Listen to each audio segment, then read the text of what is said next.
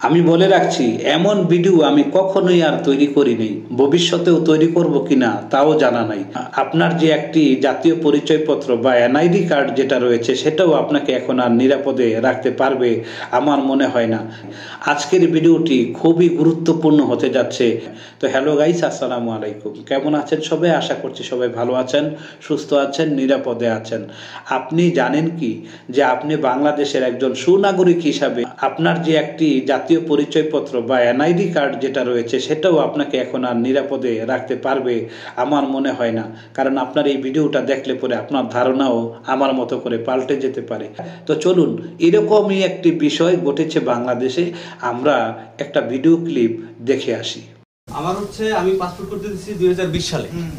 এখন ওনারা আমাকে ডেলিভারি স্লিপ সহ দিয়েছে, আমার ফিঙ্গারপ্রিন্ট, আমার চোখের রিড সবকিছু নিছে। এখন নেওয়ার পরে আমি যখন পাসপোর্ট আনতে গেছি তখন বলতেছে যে ভাই আপনার পাসপোর্ট হয়ে গেছে। আমি বললাম যে আমি তো পাসপোর্ট করি নাই, আমি তো এখন বলতেছে যে আপনার 15 সালে পাসপোর্ট হয়ে গেছে। আমি কি 15 সালে? তখন তো আমি পড়ি ইন্টারে পড়ি। আপনারা থাকেন, আমি এই রুমে থাকবো না। তারপরে উনি বলতেছে যে আপনার পাসপোর্ট হয়ে গেছে। আমি বলতেছি আমার পাসপোর্ট হয় নাই। এরপর থেকে 4 বছর হয়ে গেছে, এই অফিস থেকে ওই অফিস, অফিস থেকে এই অফিস, শুধু ঘুরতেছি। আমি শুধু ঘুরতেছি। ঘোরার পরে এখন একটা বায়োডাটা ওরা খুঁজে বের করলাম। এই যে একটা আছে, এই সাইডে যে লোকটা, উনি পাসপোর্ট করছে, মানে আমার তথ্য দিয়ে সম্পূর্ণ। উনি যেই জন্ম নিবন্ধন আইডি শো করছে, নাম্বার শো করছে, ওনারটা অনলাইনে সার্চ দিবেন, কিচ্ছু আসে না। আমারটা অনলাইনে সার্চ দিলেই সব কিছু চলে আসে। ওনার এনআইডি কার্ড আছে কিনা সেটাও আমি জানি না, সম্পূর্ণ কিছু আমার নামে করে নিয়ে চলে গেছে। এখন আমি পাসপোর্ট পাচ্ছি না। বুঝতে পারলেন?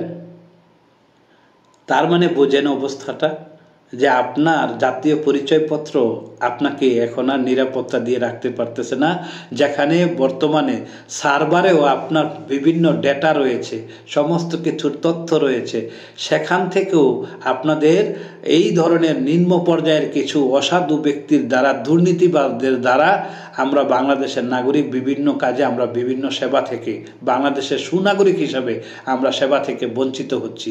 আমাদের যেন আর কোনো কিছুই আর সংরক্ষিত নাই, নিরাপত্তা নাই, আমাদের যেন কোনো বলার জায়গা নাই। বিগত দিনের এই সমস্ত বিষয়গুলো অনেক দুর্নীতি হয়েছে বিভিন্ন সরকারের আমলে, যেখানে কিনা একটা পাসপোর্ট মানুষের পেতে গেলে, যেখানে অনেকগুলো ক্রাইটেরিয়ার মধ্যে দিয়ে যেতে হয় একটা মানুষকে পাসপোর্ট পেতে হলে, সেখানে কারাই বা এই পাসপোর্টটা দিল, কারাই বা এই পাসপোর্টটার ভেরিফিকেশন করলো, পুলিশ ভেরিফিকেশন থেকে শুরু করে, যেখানে কিনা সার্ভারে রয়েছে আমাদের বিভিন্ন তথ্য।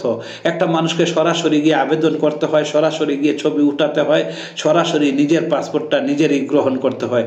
সেখানে কিনা পুলিশ ভেরিফিকেশনের মতো একটা বিষয় থাকার পরেও আমার তথ্য দিয়ে আরেকজন পাসপোর্ট করে ফেলবে, এটা 2024 সালে এসে বাংলাদেশের জন্য এই সমস্ত খবর সম্ভব? এটা পৃথিবীর অন্য রাষ্ট্রে এমন হয় কি না আমার জানা নাই। কতটা দুর্নীতি হলে পরে, কতটা সেক্টরে, সরকারি দপ্তরে দুর্নীতি হলে পরে এই সমস্ত কাজগুলো করা সম্ভব, কতটা অসাধু ব্যক্তিদের মাধ্যমে এই ধরনের কাজগুলো করা সম্ভব ভাবা যায়। আমি মনে করি এই ধরনের দুর্নীতিবাজদেরকে যতদিন পর্যন্ত আপনার প্রত্যেকটা সেক্টর থেকে সরানো না হবে এবং পরিষ্কার করা না হবে, ততদিন পর্যন্ত আমাদের এই স্বাধীন বাংলাদেশটা সুন্দর বাংলাদেশ বলে আমরা বলতে পারি না। তো এই জন্য আমি বলবো যে বর্তমান সরকারের যারা নীতি নির্ধারক রয়েছেন, আমাদের ভাই নির্বাচনের দরকার নাই। নির্বাচন করে কি হবে, সরকার দিয়ে কি হবে? যদি সরকার আসলে পরে যদি মানুষের ভাগ্য বদল না হয়, সরকার আসলে পরে যদি আমাদের না কোনো জীবন মাত্রার মান উন্নয়ন যদি না ঘটে, তাহলে নির্বাচন দিয়ে ভাই আমাদের পেটে ভাত আসবে না। অতএব আমরা চাই বর্তমান সরকার যিনি রয়েছেন ডক্টর ইউনূস সাহেব, বর্তমান সরকারের কাছে আমাদের অনেক আশা আকাঙ্ক্ষা রয়েছে।